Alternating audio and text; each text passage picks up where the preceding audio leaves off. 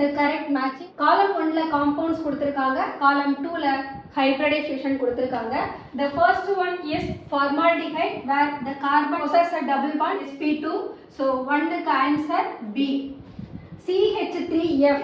CH3 group is a saturated carbon. So saturated compound will have sp3 hybridization. So 2 க்கு answer C. Hydrogen side C triple bond N, carbon where it is having a triple bond. So third one is the answer sp hybridization A. And fourth one C3O2.